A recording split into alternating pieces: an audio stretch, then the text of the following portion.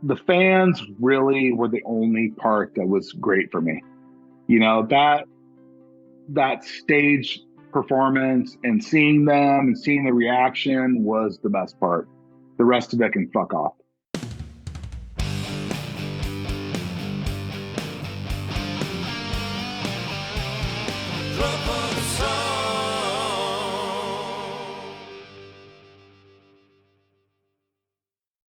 Welcome to episode 50 of Drum for the Song podcast. I am your host, Dane Campbell. Today, I'm absolutely thrilled to have a very special guest, great human and former percussionist of Slipknot, Fehn. I'm truly honoured to have had this opportunity because this is his very first interview since his departure from the band back in 2019. He's been a part of the heavy metal industry for over 2 decades and has contributed significantly to the success and evolution of Slipknot with his incredible live performances and distinctive Pinocchio-inspired mask. In this episode, we chat about his time before Slipknot and some of his career highlights, playing drums on my dad's solo album, Old Lion Still Raw, being blown away by Joey Jordison's drumming, playing bass guitar in the band Willhaven, plus his future music plans. If you know any Slipknot fans, please share this episode with them, as I'm sure they'd be interested to hear what Chris has got to say. But now, sit back, relax, and get ready for this exclusive conversation with Fehn.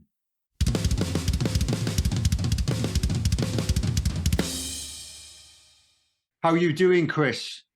I'm good. What's up, Dane? Yeah, man. Well, we were just chatting before we hit record, and we've both recently had baby boys.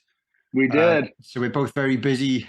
and we're going to manage them and start a band. Yeah. Called Phil Campbell, Fehn, and the Bastard Babies. Let's do it in about, say, I reckon 16 about years 16 time. years. Yeah, totally. Well, I wonder who will play what, but yeah, that's going to be cool, man. But yeah, thanks so much for doing this. It's an honor to have you on, especially, like you said, it's your first interview ever, which I didn't really know. Yeah. That's insane. That's insane. So I really appreciate you giving me this honor. Hopefully for the listeners, they realize it's quite special.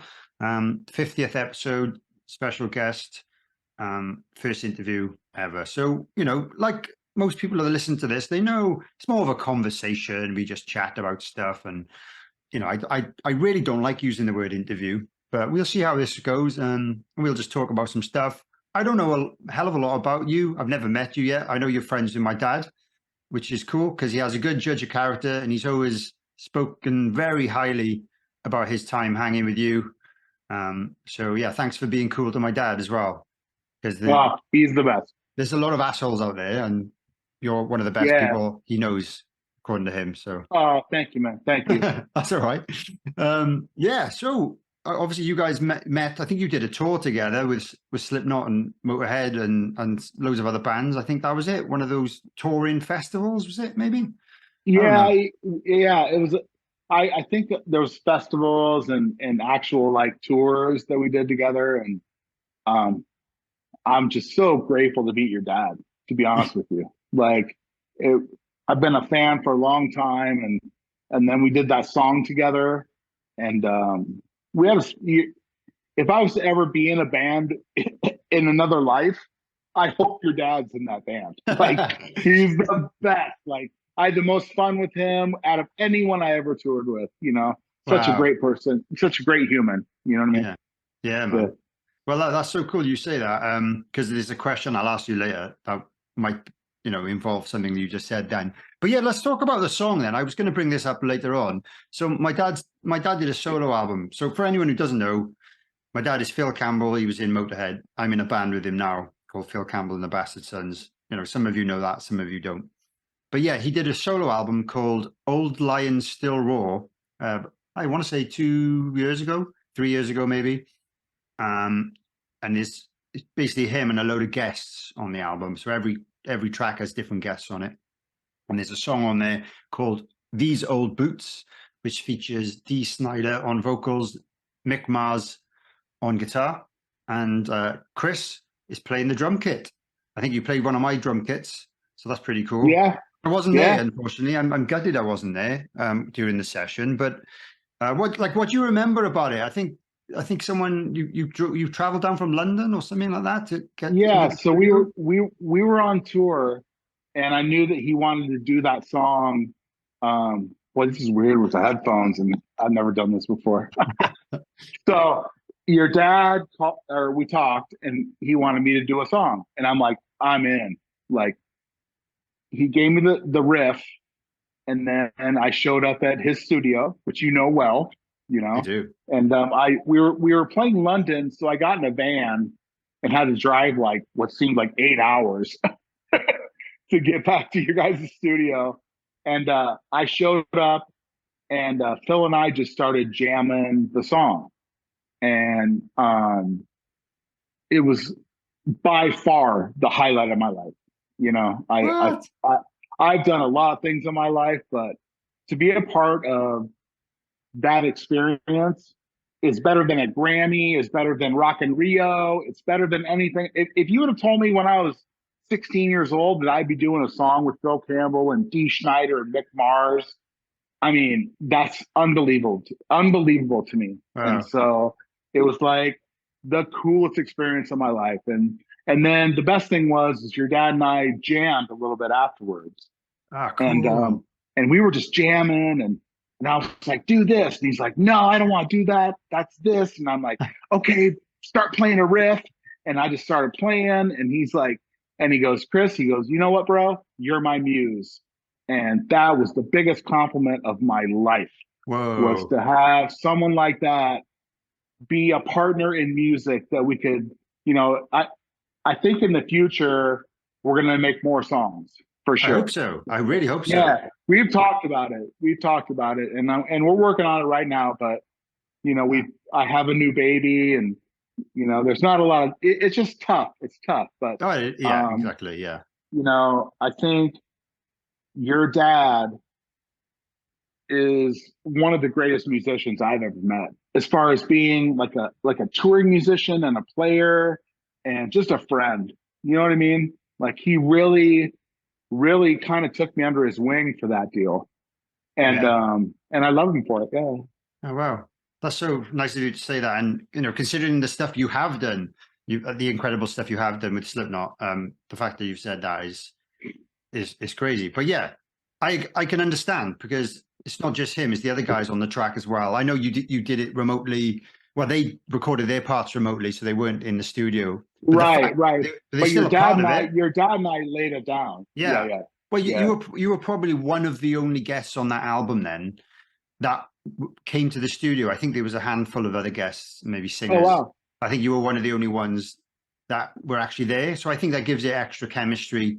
And obviously, I'm assuming he was able to kind of give you input on when you were playing, rather than some of the other guys. They just sent a file and they were like, here it is, Phil, do what you want with it. The fact that you were there makes it more special. Yeah, we worked through a little bit of that song too.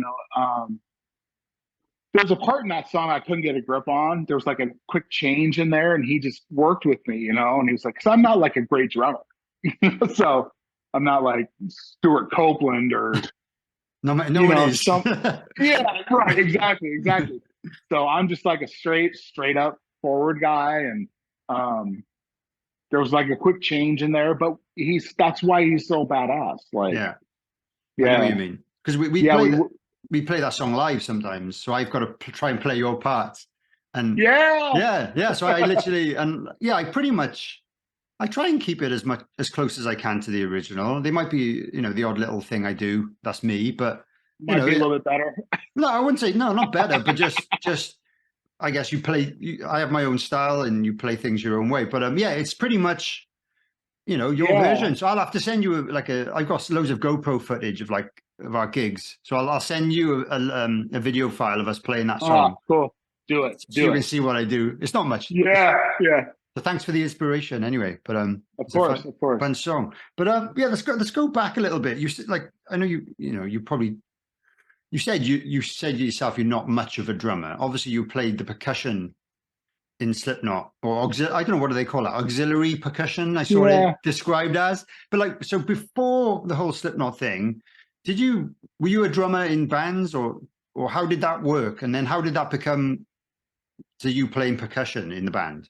Yeah. So I was an athlete my whole life growing up. Oh, wow. So I remember my parents bought me a drum kit when I was a little kid, and it was the Muppets. Yeah, yeah. You know what the Muppets are? Yeah. So, and I remember being downstairs, and I sat behind this drum kit, and I was like, bang, bang, bang, bang. And my dad was like, eh, that's over, done. He took it. He's like, no fucking way am I gonna have that sound in my basement. And so that was my first introduction to the drums. Damn But it. but I was kind of a athlete, a jock. I played college football, blah blah blah. And drums were just too loud. You could never practice. You couldn't, and I tried out for the drums, fuck, fifth or sixth grade, and they said we have too many drummers. So they gave me a trumpet. Okay. So I was like, oh God.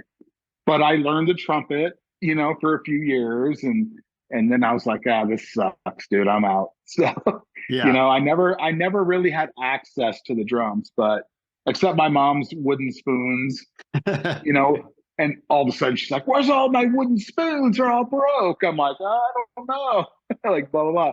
But the cool thing is like I was playing Twisted Sister, Wasp, Motley Crue with those wooden spoons. Like I knew I loved it. Like I had that in me, Not to a point of being a good drummer, but I just knew beats, and I like to tag along, stuff like that. So that's why Slipknot became um a thing for me, right? Like I didn't have to play a drum kit like Joey. Like No. fucking like I remember my first practice looking at Joey and being like, holy fuck, I'm way out of my league. Well, I don't even belong here. Like, what do you want me to do here?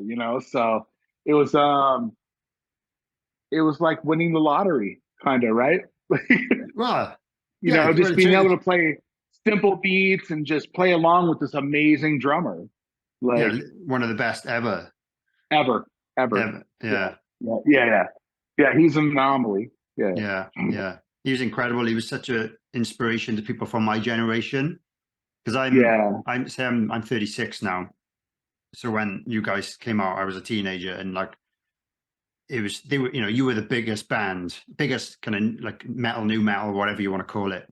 Like you were like the biggest one, and you inspired so many people to pick up instruments, whether it's drums, guitars, but like people that were into the drumming was like everyone was like Joey Jordison is the man. Oh yeah, I mean, what was I gonna do? Like, hey Joey, I came up with a drum part. He'd be like, yeah, you did. So I did my job. You know what I'm saying? Yeah. And it still added to the music, and it added to the live show, which was very important in that band, and it still is, obviously. But the live show is like, I think I got to see you. I've probably seen you maybe 4 or 5 times, which is pretty good. Lots of festival performances. I think it was one of the downloads. We were lucky enough.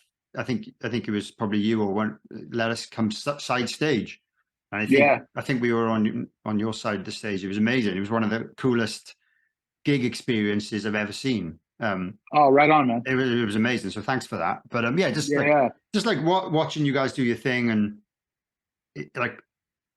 like some people might think like your particular role was not difficult, but still you've got to get everything in time. You've got to make it look great. And I really appreciate what you did. And like what I don't understand is exactly what you were playing. So like what were the instruments you were kind of using, or were they kind of made up? What were they? It was just big drums. Yeah. Big drums. Like a 24, a 22, an 18, and a 20. Yeah. Like so this big, just thunder kind of thing. Everybody talks about the kegs. That's like whatever. But mainly it was just big, like kind of bring a little bit of bass or thunder to the whole thing. You know what I mean? They definitely did. Yeah. That. Yeah. Just a little more power to the whole situation. Yeah. So they were more like bass drums, but you were obviously hitting them. Correct. Yeah. It was like full on kick drums. Awesome. We drilled holes in them, mounted them. Awesome. You know? Pretty fun. Pretty fun. But yeah. Cool. Well, obviously, that was a massive chapter of your career, and fantastic stuff. And you've played all over the world. I've asked what have been your career highlights so far. You've mentioned playing on a song with my dad, but apart from that, I don't know. Have you got a favorite festival? That was pretty badass. I love the European festivals. Yeah. They're just so massive, and the fans are just, they camp out for days, and Rock in Rio was amazing, and not taking away anything from the American crowd, but there's a lot going on in Europe as far as music, and I really love that. Yeah, man. Yeah, there's some great festivals, and I'm sure you headline most of them at some point. But so touring wise, then you obviously toured Europe a lot. Did you have any particular favorite countries? Because obviously Europe, within every few hundred miles, there's a different culture, there's different food, there's different languages. Right. Was there any particular memories or any favorites? Or it's funny you bring up the food. All right, that was like my shtick. Like, every time I would tour Europe, I would come home 20 pounds lighter. I'm like, I would eat McDonald's whenever I'm a food guy. Right. So when I had to go outside the United States, I wasn't that happy. I would smuggle in ketchup. We have ketchup. Canned soup. I'd put it in my road case and have food to be able to, because I'm not into borscht or whatever the fuck they were trying to serve me. You know what I mean? Fair enough. Or whatever the season of the day was. Yeah.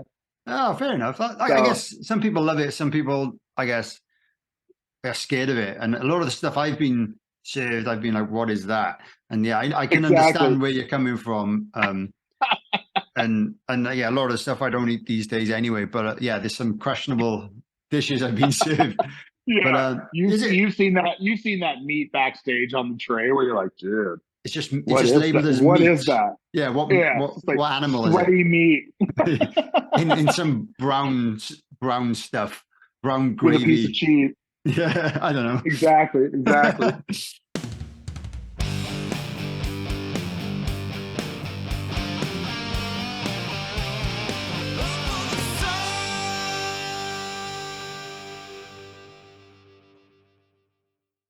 Apologies for interrupting this episode of Drum for the Song. I really hope you're enjoying it so far. I just wanted to take a few moments to tell you about my Patreon page. This is a place where you can support the podcast in exchange for some bonus content. You can head over to patreon.com/Drum for the Song. There are 3 tiers available at the moment. One is £3 a month, one is £5 a month, and the other one is £10 a month. Each tier grants you access to exclusive benefits, which include bonus episodes, early access to the main episodes, private Facebook group membership, merch discounts, discount on Motorhead beer as well as a monthly competition to win Motorhead beer, access to Skype chats with me, asking my guests questions, occasional free gifts like drumsticks, free tickets to Phil Campbell and the Bastard Sons shows, and your name in the episode description. If you regularly enjoy the podcast and think you would enjoy those benefits too, please consider signing up. If you didn't already know, I do everything for this podcast all by myself. So I do all the contacting, all the research, all the interviews, all the audio editing, all the video editing, all the artwork, all the uploading. I write all the descriptions, I build the website. Everything is just me. So essentially, the money from the subscriptions helps me keep a bit of time free during my weeks so I can continue making the podcast for you guys. So again, that's patreon.com/Drum for the Song. Check it out and enjoy the rest of the episode. Drum for the Song. podcast. Obviously, you've done lots of tours. Have you got any favorite bands that you've played with over the years, or that you've maybe toured with, that you remember having lots of fun with? Yeah, I mean, the good thing is that the guys that we did tour with are like Korn, Mastodon, Machine Head. Yeah. They're just such great people, and we're all in it together. On the road, like we take care of each other, and it was. I met some great friends out of that situation, and I got to see. Machine Head's one of my favorite bands. Korn's one of my favorite bands. So I got to watch them every night. Slayer, we toured Slayer forever. Yeah, I'm, you did. I'm like the biggest Slayer fan in the world. So Yeah. sometimes you wake up in the morning and you're like, oh, I'm so sore from this shitty tour bus. My back hurts. And all of a sudden you hear Dave Lombardo playing Antichrist. You're like, it's all worth it. It's worth it. Yeah. I'm watching him with no crowd doing sound check, like playing South of Heaven. It's like, I'm so grateful for that experience, man. Yeah. I can imagine that is cool. And Dave is someone I'd love to get on the show one day. So Dave's the best. Fingers crossed. He's amazing. He will 100. Yeah, he'll do it. Yeah, right. I can't speak. I'm speaking for Dave, but Dave is like so great that he would if he could. Yeah. Cool, man. Yeah. Well, obviously, the fan base is one of the things that have made Slipknot so successful over the years. They've been very supportive of you. Is there anything you'd like to say to them, or do you want to thank them? It's a good opportunity. 100%. I pray for them, and I love them, and I'm sorry that it ended so soon, and but that's the way things go. And the fans really were the only part that was great for me. That stage performance and seeing them and seeing the reaction was the best part. The rest of it can fuck off. Okay. What I mean? Fair enough. Yeah. I don't want to go into that. It's not, this is not the podcast for that. But I appreciate. I think that's the same with anyone that's in a band. It's kind of like any band, though. You know what I mean? Like that's the best part. The rest of it is touring, flights, personalities, this and that and this and that. And so I really do miss them. I miss playing live. I do, but it's all good, man. Yeah, it's all good. Exactly. Yeah. Exactly. Well, obviously we mentioned earlier, congratulations on your son William with the Slayer t-shirt. I noticed he's got that you put on Instagram. Yeah. That's pretty cool. So what else has been keeping you busy these last few years apart from William? I actually set up a little studio in my garage. Awesome. And it's not finished yet because I'm not a producer or I'm trying. I have other people coming here to help me hook it up and stuff like that because I just don't know that part. But I got a few musicians that are gonna come in, and I'm gonna do like a little. I want to do a record with my friends in the industry. Awesome. Basically, yeah. So your dad knows about it. Yeah. And I have 3 other really good guitar players that are coming to my home. Like they're flying out in actually a month. Wow. To try and put together like kind of a heavy record, just like a sludgy, simple, deep record. Yeah. That sounds amazing. Okay, well, thanks for sharing that with me.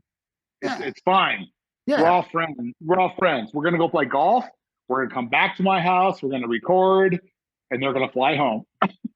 So sounds fun. Sounds fun, even if nothing comes out of it. But exactly, that sounds. Because I was going to ask if you've got any plans for any new music projects, but obviously we'll see what happens there. So obviously, you said you miss playing live. Is that the problem is when you make an album with different guests on it, it's difficult to turn that into a live show. Is that still something you could potentially do, or you're not interested in touring? I'm not interested in touring ever again. No, never ever. No, I just want to make music with these guys. Yeah. With good friends that are caring, that we can work together and there's no ego.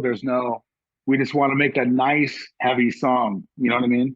Yeah. They're just true friends. Yeah. Hell yeah. Hell yeah. Yeah. That sounds great, man. Thanks for sharing that. I've got a question from one of my Patreons. I've got like a Patreon page and they support this podcast.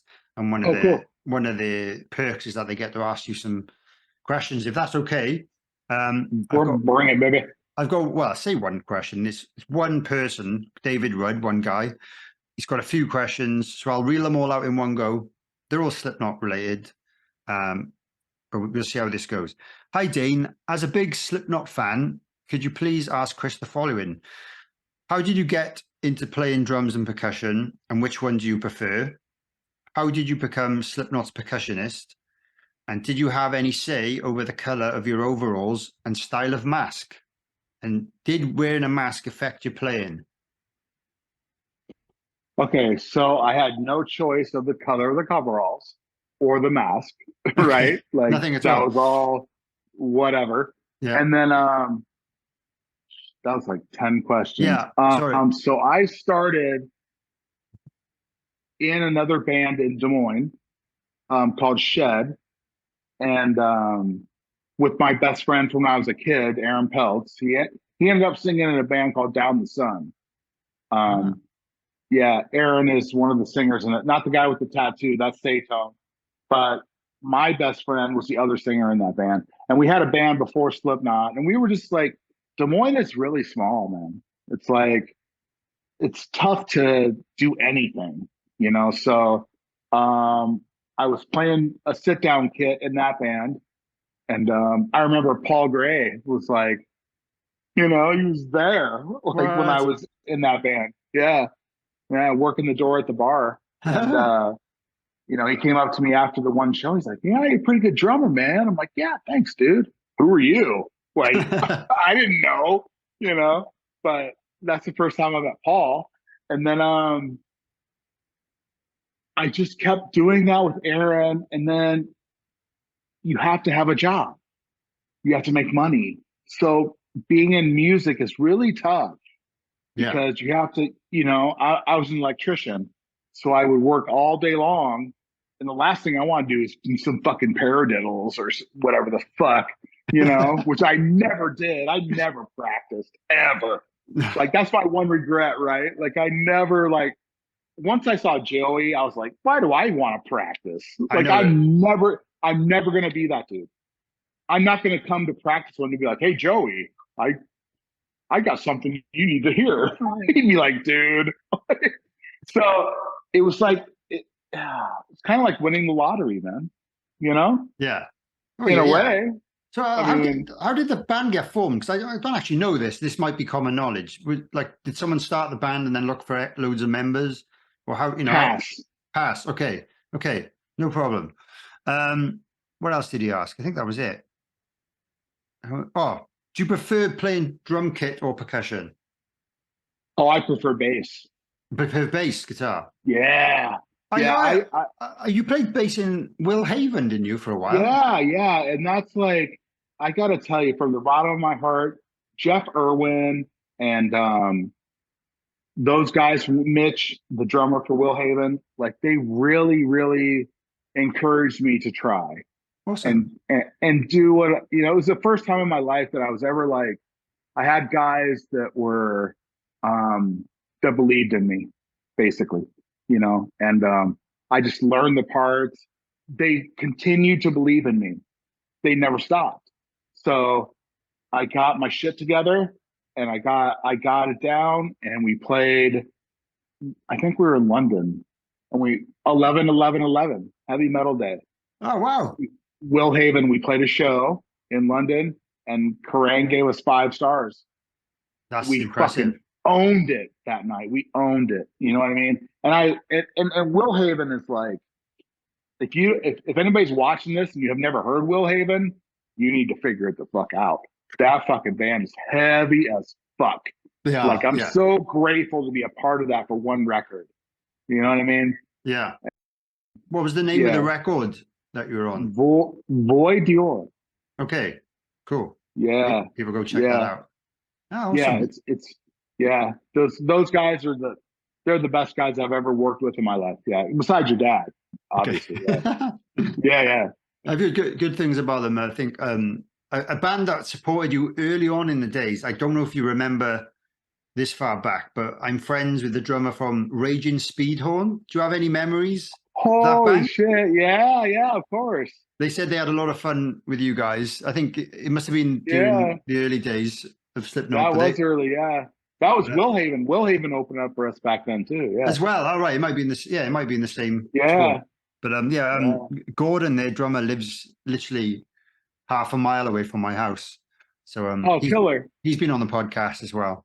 Yeah, but Nice. lots of good stories about playing with you guys. But yeah, well, I'm coming towards the end now. To be honest, I've got a quick fire round that it's just kind of randomish questions so for people to kind of get to know a little bit about you or more about you, mainly pointless stuff, but some musical stuff. So the idea is to answer as quick as you can. What's your favorite food? Pizza. Nice. Favorite movie? Ooh, Star Wars. Yeah. Return of the Jedi. Okay, cool.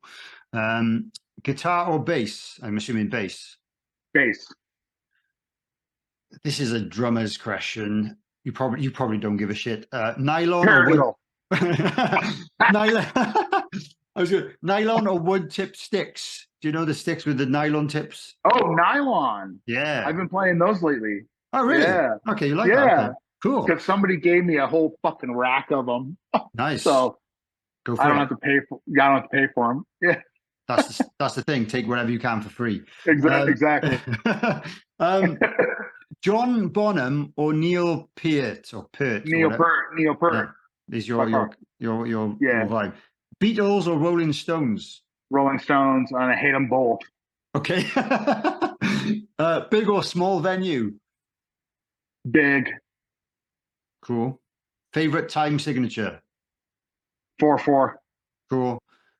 Favorite rhythm section? So like bassist and drummer.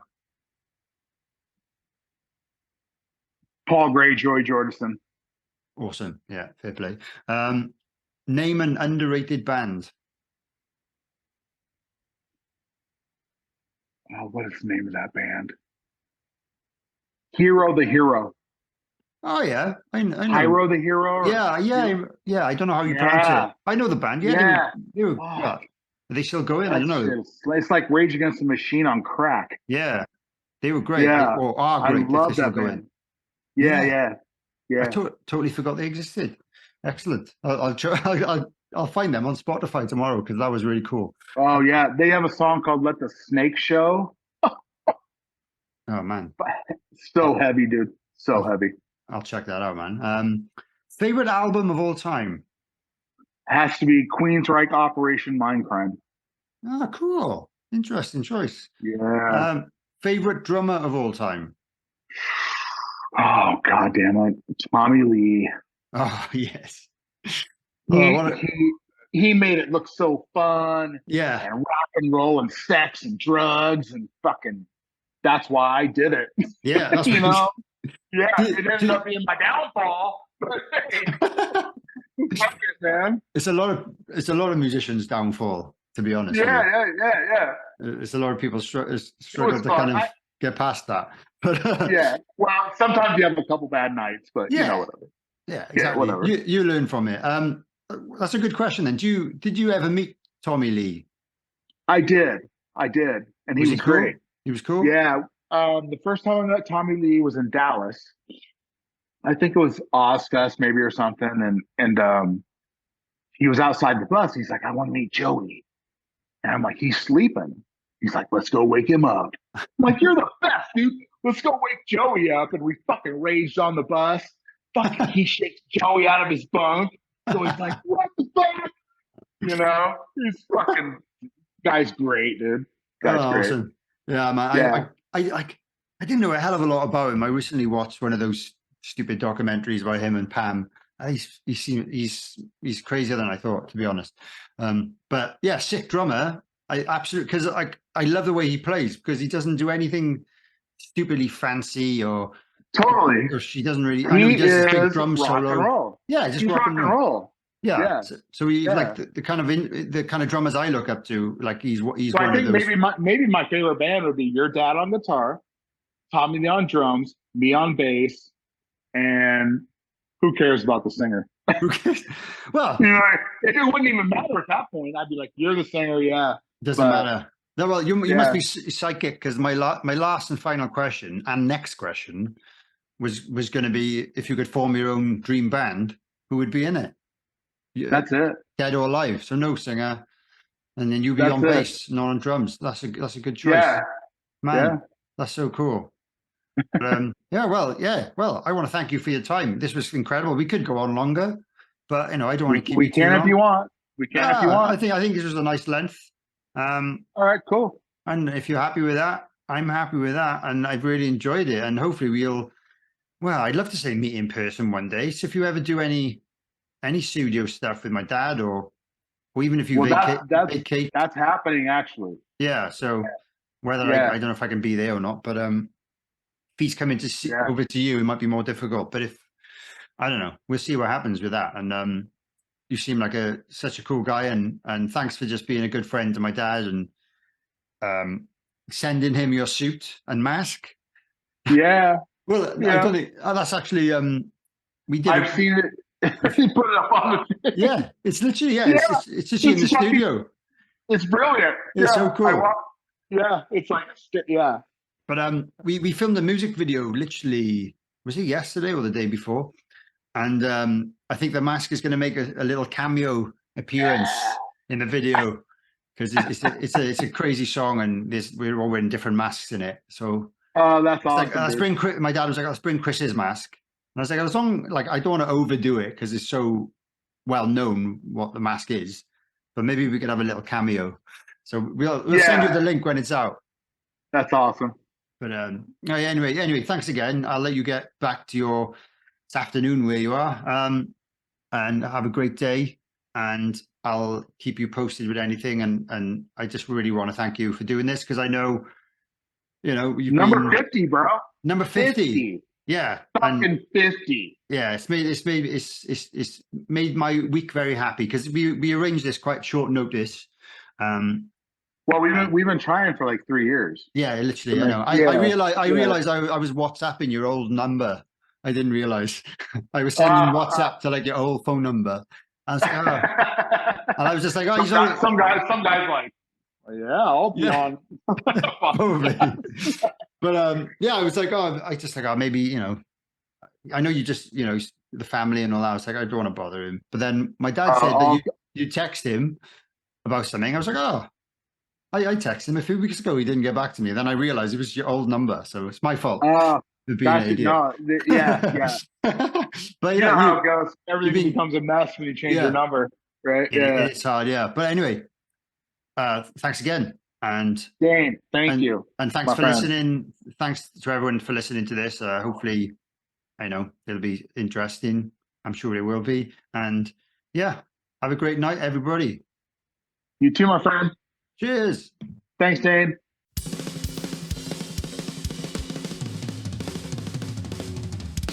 Drum for the Song podcast.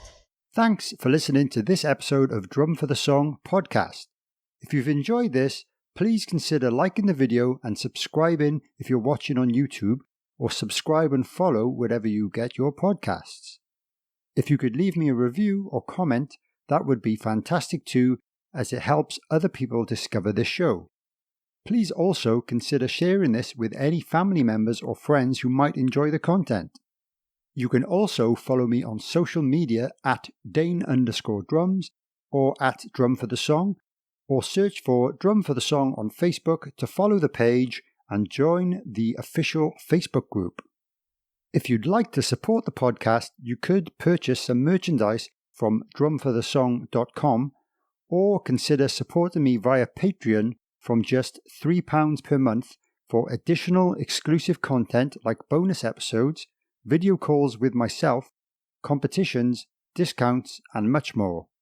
Any additional support is always greatly appreciated, but I would like to give extra special thanks to my top tier Groove Master patrons, whose names are listed in the description below. My name is Dane Campbell, and thanks so much for watching or listening this far. If you're a drummer, don't forget to drum for the song.